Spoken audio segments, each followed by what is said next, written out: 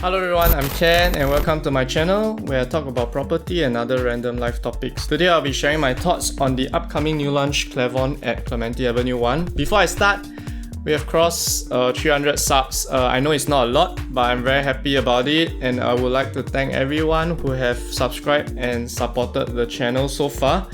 Also for the video requests, I will try to fulfill as many as possible, but my time is quite limited, especially recently, so forgive me if I missed out a few. Alternatively, you can always contact me directly for questions on certain developments or topics that I have not covered. With the usual disclaimer, all the info in this video are just my opinions. Feel free to form your own, and information are all subjected to changes. Let's go! So, quick intro about Clavon. It's a 99 years residential development by UOL UIC. Located at 6/8 Clementi Avenue 1, featuring 640 units from 1 plus study to 5 bedroom units over 2 blocks of 37-story buildings. There's a childcare in this development as well. For the land plot wise, it's quite sizable at approximately 180,000 square feet. Expected TOP date is around September 2024. Current preview date is actually the 28th of November, which is 2 weeks ago. I'm videoing this on the 11th December. And booking date is tomorrow, 12th of December. So I'm posting this video quite late, but better late than never. If there are balanced units, you can refer to this video. Or if you're comparing with certain nearby developments, this video could be helpful as well. Okay, so as for the prices, indicative prices are out. Overall PSF for each unit type starts from about 1,480 to 1,520. It's quite attractive in my opinion for their location. It makes me want to buy, but I already bought something else earlier this year. So anyway, the Clavon bid and JLS ended up at around 788 PSF per plot ratio, bringing its break-even to be about 1,400 PSF. At 10% profit margin, the developer will need to sell at an average of about 1,550 PSF for the whole development, which means maybe the less premium or lower floor units will start about 1,004, and as you go higher or the quieter facing, it might go to 1,007. That's my prediction. So 1,480 to 1,520 PSF is by no means very low to their break even, but it is still considered quite safe as an entry price for this development, considering the market and also what other developments are selling for in terms of PSF. Okay, the location. The Clavon land parcel is along Clementi Avenue 1, which has HDB housing, Clement Canopy, a future residential plot for another residential development in the future, Nanhua High School, NUS High School of Maths and Science, and others. There are also many other schools, housing, recreation and amenities in the area, but I won't go into that in this video. Walking to Clementi MRT will roughly take you about 12 minutes or so. Otherwise, you also can take a bus. For the site, there will be a 7.5 meters road buffer surrounding and a 30 meters wide buffer on the side of the AYE. A quick mention about Clement Canopy. For the past 12 months, subsale and resale transactions there are around 1,470 to 1,730 PSF. So launching a newer product like Clavon starting from 1,480 is quite attractive, considering that it's also just slightly nearer to the MRT. Also, one last thing, Clavon is located quite close to both the Jurong Lake District and the Greater Southern Waterfront transformation. So do expect demand to trickle in from those areas in the longer term, especially if the future residential developments there are priced, let's say 2,200 to 3,000 PSF depending on the specific areas. So those looking for bigger and more affordable space will definitely look into areas like Clementi. Okay, let's go into the floor plans, which will be quite dry. But if you're looking for certain bedroom types, you can just skip to the part where I talk about those bedroom types. Okay, for the 1 bedroom plus study units, all the 1 bedroom faces south, the AYA direction. For the high floor, you'll be looking towards the landed houses, 527 square feet. Layout wise, I really like the study in that location, because it gives you the option to combine it with the master as one big space, use as storage, use as a study, a wardrobe area, a baby room, and so on. So you can also imagine at night, let's say when your spouse is sleeping, you can be there playing games, working, or doing whatever. There'll be a privacy division, so the light and maybe noise won't bother as much. Yeah, maybe in the daytime it'll be darker, but you can always do it as a glass partition with blinds or something. For the bathroom, there's 2 entrances, which creates flexibility. There's also some space to the right of the entrance for storage as well. The dining area is a bit small. You can leave it as it is or play around with the size or placement of the living room couch to create a bigger dining space. Not a big issue. Stack wise, I think both stack 8 and 15 are okay. Yes, stack 8 will be slightly noisier, but if you're going for investment value or just value in general, it is okay. The number 8 maybe helps a bit. It is also not too near to the expressway anyways, due to the way they designed the site plan, and also with the 30 meters additional buffer from the AYE. Okay, the 2-bedroom, the 2-bed 1-bath 678 square feet unit. I think it's cool. Enclosed kitchen, this decent living space, and also a nice dining area, made possible because one side of the room is brought lower, so that it's not aligned with the other room. So instead of a door there, you actually have now a usable wall space. I hope you get what I mean, but yeah. Then also when you walk into the unit, it's not like you're walking into a dining area, dining table, or some kind of open concept kitchen. When you walk in, you're actually still walking into an open space, which is very smart how they did this for 678 square feet. The only thing maybe you have to think about is how to create more storage space. Maybe to the left of the kitchen entrance, you could do something nice, or create storage along the TV console, or use some floating wall storage options. Oh, and these unit types have 2 stacks both facing north, which is generally quieter and more premium, I would think. Both stacks 2 and 12 are okay. Maybe 2 is slightly noisier, but I think it's just a bit because it's still quite tucked in.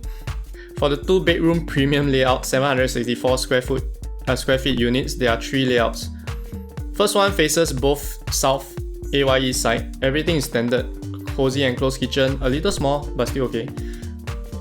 The dining placement though, I would prefer having it towards the left side so it doesn't block the floor of the house. Not a big deal. Storage can be done to the left of the entrance. Nothing much else to say about it. Both stacks and 6 and 17 are okay. This next layout both only faces north, which is the quieter facings. It comes with a wider style kitchen, which I like. But this dining area position is tricky and a bit weird. And unlike the previous layout, there doesn't seem to be other options where you can place the dining table at. So you could create it as a dry kitchen island style extension of the original kitchen, kind of a dining table.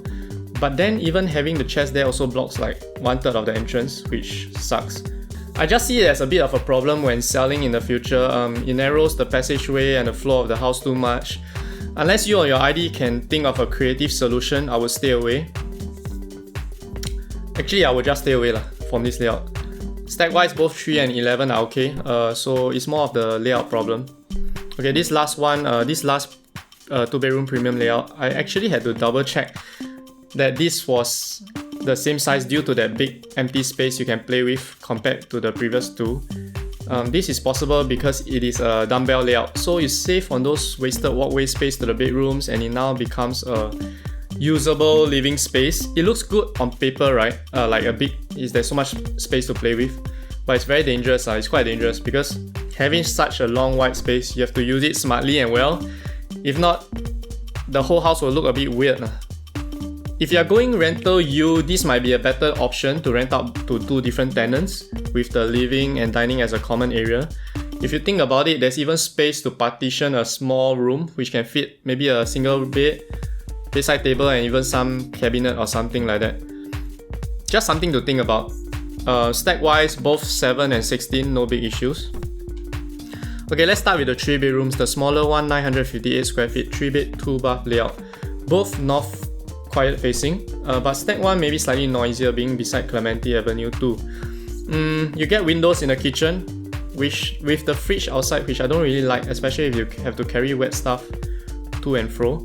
Washer and dryer is also outside. I mean, it's not too big of a problem but it just bugs me a bit. The dining area is nice and proper, living area looks good, master bath gets windows, entrance is a bit long but there's some storage space to the right. You will still have to think of more areas for storage though because I don't think it's enough. Last thing I was looking at is that it's also possible to combine bedroom 2 with the master room by pushing the master bedroom door out, then maybe knocking the wardrobe side wall to open it up. It'll be quite unique. I can imagine it to be quite unique. It just makes it slightly more challenging to sell in the future, but not too challenging. But at least you get to enjoy your house more. Just something to think about again. I'm not saying it's a good idea, but I'm just looking at it right now. Stack 1 should be cheaper due to the noise. Maybe select a super low floor or 20th and something above, because mid floor is likely to be noisier. Stack 13 is near the entrance, but I think all floors should be okay and quiet, so any will do. I think Stack 13 will be more expensive as compared to Stack 1. I think from what I've seen today, it should be about 60k or 50k or so higher. The 3-bedroom premium 1130 square feet, 3 bed, 3 bath. Fridge is still outside, but at least it's a dry kitchen area, which kind of makes more sense. There's a privacy entrance with a bit of wasted space, but it's still okay. The rest of the house, I have nothing bad to say. I like the store and how the utility bathroom actually have 2 entrances. I don't think I've seen that before, maybe very rare. It gives you a lot of flexibility whether you want to use the room as a helper's room or storage or whatever. You also get a bigger master bedroom and windows in all the baths. It's a good layout overall. There's only one Stack 9 which faces AYE and Clementi Avenue 2 Road. Choose your floor level carefully. Beside Clementi Avenue 2 I mean. Choose your floor level carefully. This unit is most likely for own stay, so I suggest go super low or super high 20th and above. 3-bedroom premium CP2 layout, almost a mirror image. Do note that the dry kitchen is slightly shorter. There is also less wasted space at the entrance without the privacy entrance, and the space seemingly goes into having a slightly longer living area. This would most probably be the premium 3-bedroom layout. Premium stack also, Stack 10, which is the quieter facing. Yeah. Okay, for the 4-bedroom D1, 1281 square feet. Layout wise, I have nothing much bad to say. Everything kind of makes sense. Maybe because of the additional room. The common bath too doesn't have windows, but it's quite normal. Stack 14 is generally okay, just be prepared to tide through a few years of noise in the future if the empty residential plot of land beside Clavon develops after Clavon TOPs and you all move in. Okay, so for 4-bedroom plus study, D2 layout, 1356 square feet. It's quite similar to the 3-bedroom layout CB2. A good layout, just that I did not expect the study room to be there. Plus the study room walls can't be taken down, so many options are out already. Still is a space that can be used. Just need to think about a bit more of how to utilize it well. Stack 4 wise is still okay. 4-bedroom premium DP1, 1582 square feet, 4-bedroom, 4 bath. Where should I begin? It's a private lift and the lobby is not too big, which I like. Not too much of wasted space. I like the open dry kitchen, dining and living concept. It's very spacious. And the kitchen is very functional. Do note this will be a bomb shelter instead of a utility room, but it's being tucked away all the way to the back of the unit, which is less of an issue. You get your junior master ensuite.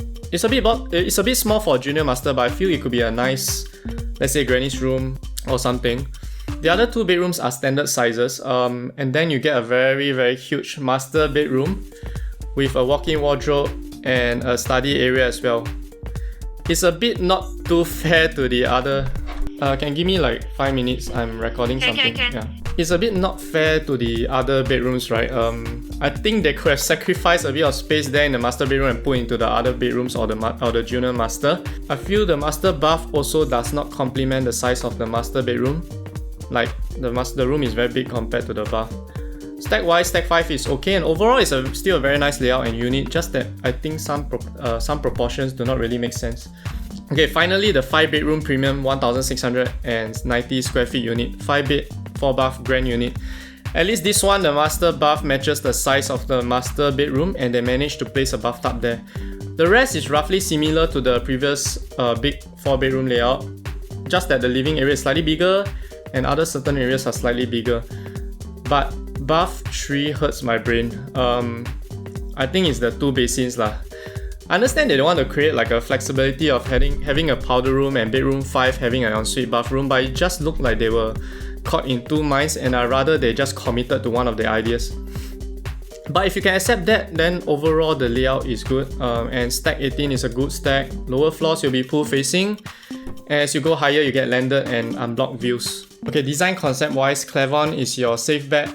Kind of modern, contemporary, not try too hard kind of design with nature elements as usual. And that almost always works out well in terms of holding value. I will attach the facility site plan now. It's a full facilities development with childcare, tennis court, zen elements, fitness corners, function rooms, karaoke and music rooms, 50 meters infinity lap pool and gym. You also have your sky lounges, dining and barbecue areas on both blocks on the 37th floor. The entrance is long, wide and grand. They also place a lot of the facilities towards the south side, so the main buildings are further away from the expressway, which is expected. Bin center and substation wise, they are both in basement 1, and the generator is beside the tennis court, so no big issues there even for the stack nearest to it, which is, if I'm not wrong, stack 1.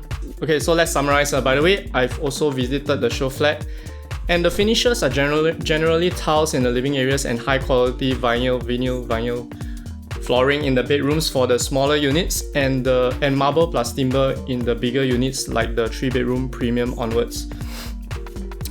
They are kind of mid-range finishes and fittings, but at this price point it's definitely understandable. What I can say is the tone and the textures they selected are very nice and well thought out.